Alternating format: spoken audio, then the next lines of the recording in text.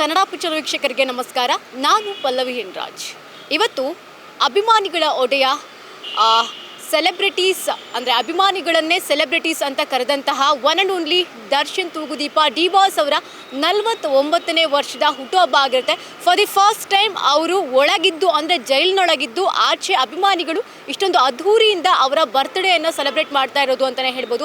Usually Darshan ಅವರ birthday ಅಂತಂದಾಗ 12 ಗಂಟೆ ಸರಿಸುಮಾರಿಗೆ ಪ್ರತಿ ವರ್ಷವೂ ಕೂಡ ಅವರ ಮನೆಗೆ ಅಭಿಮಾನಿಗಳು ಬರ್ತಾ ಇದ್ರು ಅಥವಾ ಅವರು ಎಲ್ಲೋ ಒಂದು ಪ್ರೋಗ್ರಾಮನ್ನು ಮಾಡ್ತಾ ಇದ್ರು. ಆ ಕಾರ್ಯಕ್ರಮಗಳಲ್ಲಿ ಅಭಿಮಾನಿಗಳು ಭಾಗಿಯಾಗ್ತಾ ಇದ್ರು. ಆ 12 ಗಂಟೆ ಸುಮಾರಿಗೆ ಅಥವಾ ಬೆಳ್ಳಂಬೆಳಗ್ಗೆಯೂ ಕೂಡ ಅವರ ಮನೆಯ ಮುಂದೆ ಅಭಿಮಾನಿಗಳು ಜಮಾಯಿಸ್ತಾ ಇದ್ರು. ಅಲ್ಲಿ ಕೇಕ್ ಕಟ್ಟಿಂಗ್ ನಡೀತಾ ಇತ್ತು. ಜೊತೆಗೆ ಎಲ್ಲೆಲ್ಲಿಂದನೋ ಬಂದಿರುವಂತಹ ಅಂದರೆ ರಾಜ್ಯದ ಮೂಲೆ ಮೂಲೆಯಿಂದ ಬಂದಿರುವಂತಹ ಫ್ಯಾನ್ಸು ಅಲ್ಲಿ ಅವ್ರನ್ನ ಸೆಲೆಬ್ರೇಟ್ ಮಾಡ್ತಾ ಇದ್ರು ಅಂತಲೇ ಹೇಳ್ಬೋದು. ಅವರಿಗೆ ದೃಷ್ಟಿ ತೆಗೆಯೋದಿರಬಹುದು ಅಥವಾ ಅವರನ್ನು ನೋಡೋದಿರ್ಬೋದು, ಅವರಿಗೆ ಕೈ ಕುಲ್ಕೋದಿರ್ಬೋದು, ಅವರಿಗೆ ಶೇಕ್ ಹ್ಯಾಂಡ್ ಮಾಡೋದಿರ್ಬೋದು, ಜೊತೆಗೆ ಅವ್ರಿಗೇನಾದರೂ ಸ್ಪೆಷಲ್ ಆಗಿ ಪ್ರೀತಿಯಿಂದ ಏನಾದರೂ ಒಂದು ಗಿಫ್ಟ್ ಕೊಡೋದಿರ್ಬೋದು.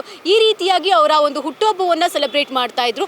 ಅದರ ಜೊತೆಗೆ ಇನ್ನೊಂದು ವಿಶೇಷ ಏನಪ್ಪ ಅಂತಂದರೆ ದರ್ಶನ್ ಅವರ ಹುಟ್ಟುಹಬ್ಬದ ದಿನದಂದು ಅಂತಂದರೆ ಅನಾಥಾಶ್ರಮಗಳಲ್ಲಾಗಿರಬಹುದು, ವೃದ್ಧಾಶ್ರಮಗಳಲ್ಲಾಗಿರಬಹುದು ಅಥವಾ ಸ್ಕೂಲು ಕಾಲೇಜ್ಗಳಲ್ಲಾಗಿರಬಹುದು ಎಲ್ಲ ಕಡೆಯೂ ಕೂಡ ಅಭಿಮಾನಿಗಳು ಪ್ರೀತಿಯಿಂದ ಅನ್ನದಾನ ರಕ್ತದಾನಗಳನ್ನು ಮಾಡ್ತಾಯಿದ್ರು. ಶಾಲಾ ಮಕ್ಕಳಿಗೆ ಕಾಲೇಜು ಮಕ್ಕಳಿಗೆ ಪುಸ್ತಕಗಳನ್ನು ಕೊಡ್ತಾಯಿದ್ರು. ಈ ರೀತಿಯಾಗಿ ಪ್ರತಿ ವರ್ಷವೂ ಕೂಡ ಬರ್ತ್ಡೇ ಜರುಗ್ತಾ ಇತ್ತು. ಸೊ ಈ ವರ್ಷ ಅಂತಂದರೆ ಮೊದಲ ಬಾರಿಗೆ ದರ್ಶನ್ ಅವರು ಇಲ್ಲದೆ ಅವರ ಹುಟ್ಟುಹಬ್ಬ ಸೆಲೆಬ್ರೇಟ್ ಮಾಡ್ತಾ ಇರೋದು ಅಂತಲೇ ಹೇಳ್ಬೋದು. ಜೊತೆಗೆ ಅಭಿಮಾನಿಗಳಲ್ಲಿಯೂ ಕೂಡ ರೀತಿಯಲ್ಲಿ ಬೇಸರ ತುಂಬಿಕೊಂಡಿದೆ. ದರ್ಶನ್ ಅವರು ಅಂತಂದರೆ ನಮಗೆ ಮೊದಲು ನೆನಪಾಗೋದು ಅವರು ಮಾಡಿರುವಂತಹ ಸಾಕಷ್ಟು ದಾನ ಧರ್ಮಗಳು ನಮಗೆ ನೆನಪಾಗುತ್ತೆ. ಅವರು ಗೋಶಾಲೆಗೆ ಕೊಟ್ಟಂತಹ ಒಂದಷ್ಟು ಕಾಂಟ್ರಿಬ್ಯೂಷನ್ ಆಗಿರಬಹುದು ಅಥವಾ ಅವರಿಗೆ ಪ್ರಾಣಿಗಳಂದರೆ ಬಹಳ ಇಷ್ಟ. ಇದು ಎಲ್ರಿಗೂ ಕೂಡ ಗೊತ್ತೇ ಇದೆ. ಆ ಪ್ರಾಣಿಗಳಿಗೆ ಏನಾದರೂ ಒಂದು ಮಾಡ್ತಾಯಿದ್ರು. ಅದು ಅಂದರೆ ಬರ್ತಡೇನೇ ಬರಬೇಕು ಅಂತ ಏನಿಲ್ಲ, ಯಾವಾಗಲೂ ಕೂಡ ಅವರು ಪ್ರಾಣಿ ಪ್ರೇಮಿ ಆಗಿರೋದ್ರಿಂದ ಪ್ರಾಣಿಗಳಿಗೆ ಏನಾದರೂ ಕೊಡೋದಾಗಿರಬಹುದು ಅಥವಾ ಯಾವುದಾದ್ರೂ ಸ್ಕೂಲು ಕಾಲೇಜ್ಗಳಿಗೆ ಏನಾದರೂ ಕೊಡೋದಾಗಿರಬಹುದು, ಮಕ್ಕಳ ಜೊತೆಗೆ ಟೈಮ್ ಸ್ಪೆಂಡ್ ಮಾಡೋದಾಗಿರಬಹುದು. ಈ ರೀತಿಯಾಗಿ ದರ್ಶನ್ ಅವ್ರನ್ನ ಹೆಚ್ಚಾಗಿ ಗುರುತಿಸ್ಕೊಂಡಿದ್ದಾರೆ. ಒಬ್ಬರೇ ಇದ್ದಂತಹ ಟೈಮ್ನಲ್ಲಾಗಿರಬಹುದು ಅಥವಾ ಹೆಚ್ಚಾಗಿ ಫ್ಯಾಮಿಲಿ ಜೊತೆಗೂ ಟೈಮ್ ಕಳಿಬೇಕಾದ್ರೆ ಮಗನನ್ನು ಕೂಡ ಹೆಚ್ಚಾಗಿ ಪ್ರಾಣಿಯ ಮೇಲೆ ಒಲವನ್ನು ಬರೋ ರೀತಿ ದರ್ಶನ್ ಅವರು ತೋರಿಸ್ಕೊಂಡಿರೋದು ಕೂಡ ನೋಡ್ತಾ ಹೋಗ್ಬೋದು. ಜೊತೆಗೆ ಕಳೆದ ವರ್ಷವೂ ಕೂಡ ಅವರ ಬರ್ತ್ಡೇ ಆಚರಣೆ ಮಾಡಲಿಲ್ಲ. ಯಾಕೆಂದರೆ ಆಗಿನ್ನೂ ಅವರು ಜೈಲಿನಿಂದ ಬಂದಿರ್ತಾರೆ. ಆ ಸಮಯದಲ್ಲೂ ಕೂಡ ಅವರು ಆಚೆ ಇರ್ತಾರೆ. ಆದರೂ ಕೂಡ ಬರ್ತ್ಡೇ ಮಾಡ್ಕೊಂಡಿರಲಿಲ್ಲ. ಸೊ ಅಭಿಮಾನಿಗಳಿಗೆ ಅವರು ಆ ಟೈಮಲ್ಲಿ ಹೇಳಿದರು, ನನಗೆ ಬರ್ತ್ಡೇ ಟೈಮಲ್ಲಿ ನಾನು ನಿಮಗೆ ಸಿಗೋಕ್ಕಾಗಲ್ಲ, ಆದರೆ ಇದೇ ವರ್ಷ ಅಂತಂದರೆ ಮುಂದಿನ ವರ್ಷ ನಾನು ನಿಮಗೆ ಸಿಗ್ತೀನಿ, ಒಂದು ದೊಡ್ಡ ಕಾರ್ಯಕ್ರಮ ಮಾಡೋಣ, ಜೊತೆಗೆ ನನ್ನ ಸಿನಿಮಾ ಡೆವಿಲ್ ಕೂಡ ರಿಲೀಸ್ ಆಗ್ತಾ ಇದೆ, ಆ ಟೈಮ್ನಲ್ಲಿ ನಾವು ಹಬ್ಬವನ್ನು ಮಾಡೋಣ ಅಂತ ಹೇಳಿರ್ತಾರೆ. ಸೊ ಅದಾದ ನಂತರದಲ್ಲಿಯೂ ಕೂಡ ದರ್ಶನ್ ಅವರು ಅಭಿಮಾನಿಗಳಿಗೆ ಎಲ್ಲೂ ಕೂಡ ಸಿಕ್ಕಿಲ್ಲ, ಅಂದರೆ ಕಾಣಿಸ್ಕೊಂಡಿಲ್ಲ.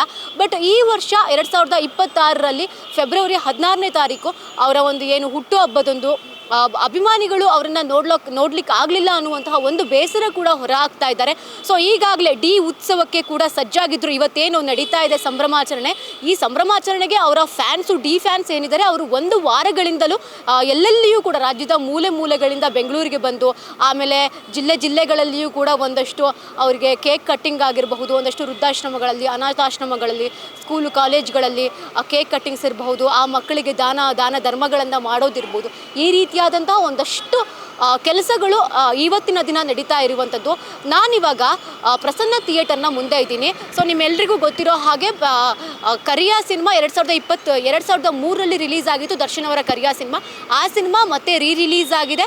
ಸೊ ಆ ಒಂದು ಸಂಭ್ರಮಾಚರಣೆಯಲ್ಲಿ ಅವರ ಫ್ಯಾನ್ಸ್ ಅವರನ್ನು ಒಂದು ಕಡೆ ಮಿಸ್ ಮಾಡ್ಕೊಳ್ತಾ ಇದ್ರೆ, ಒಂದು ಕಡೆ ಈ ಒಂದು ಕರಿಯ ಸಿನಿಮಾವನ್ನು ನೋಡಿಕೊಂಡು ತಮ್ಮ ಜೊತೆಗೆ ಇದ್ದಾರೆ ಅನ್ನುವಂತಹ ಮಾತುಗಳು ಕೂಡ ವ್ಯಕ್ತವಾಗ್ತಿದೆ. ಸೊ ನೀವು ನನ್ನ ಈ ಬಲಭಾಗದಲ್ಲಿ ನೋಡ್ತಾ ಇರಬಹುದು, ಕರಿಯ ಸಿನಿಮಾದ ಒಂದು ದೊಡ್ಡ ಪೋಸ್ಟರ್ ಇಲ್ಲಿ ಕಾಣಿಸ್ತಾ ಇದೆ. ಅಂದರೆ ಡೆವಿಲ್ ಸಿನಿಮಾ ರಿಲೀಸ್ ಆದಂತಹ ಟೈಮ್ನಲ್ಲೂ ಕೂಡ ಬಾನೆತ್ತರದ ಒಂದಷ್ಟು ದೊಡ್ಡ ಪೋಸ್ಟರ್ ಕಾಣಿಸ್ತಾ ಇತ್ತು.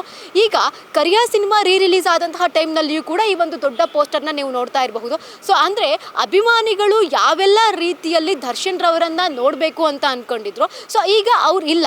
ಬಟ್ ಈ ಸಮಯದಲ್ಲಿಯೂ ಕೂಡ ಅವರ ಫ್ಯಾನ್ಸು ಅವ್ರನ್ನ ಪ್ರತಿದಿನವೂ ಕೂಡ ಸಂಭ್ರಮಿಸ್ತಾರೆ ಅನ್ನೋದಕ್ಕೆ ಇದು ಒಂದು ಜೀವಂತ ಸಾಕ್ಷಿ ಅಂತಲೇ ಹೇಳ್ತಾ ಹೋಗ್ಬೋದು. ಸೊ ಇವತ್ತು ಸಾಕಷ್ಟು ಜನ ಫ್ಯಾನ್ಸು ಈ ಪ್ರಸನ್ನ ಥಿಯೇಟರ್ ಮುಂದೆಲೂ ಕೂಡ ಇದ್ದರು. ಕರಿಯ ಸಿನಿಮಾವನ್ನು ನಾವು ನೋಡಲೇಬೇಕು ಅಂತ ಎಲ್ಲೆಲ್ಲಿಂದಲೂ ಕೂಡ ಬಂದಿದ್ದರು. ಅವ್ರು ಹೇಳ್ತಾ ಇದ್ದಿದ್ದು ಒಂದೇ, ನಮ್ಮ ಬಾಸ್ ಇಲ್ಲದೆ ಇರ್ಬೋದು, ಬಟ್ ನಾವು ಅವ್ರನ್ನ ಪ್ರತಿದಿನವೂ ಕೂಡ ಸೆಲೆಬ್ರೇಟ್ ಮಾಡ್ತೀವಿ ಅನ್ನುವಂಥದ್ದು ಅವರ ಒಂದು ಡಿ ಫ್ಯಾನ್ಸ್ ಅವರ ಒಂದಷ್ಟು ಮಾತಾಗಿತ್ತು ಅಂತ ಹೇಳ್ತಾ ಹೋಗ್ಬೋದು. ಕ್ಯಾಮ್ರಾ ಪರ್ಸನ್ ಸೂರಜ್ ಜೊತೆಗೆ ಪಲ್ಲವಿ ಹೆನ್ರಾಜ್, ಕನ್ನಡ ಪಿಕ್ಚರ್.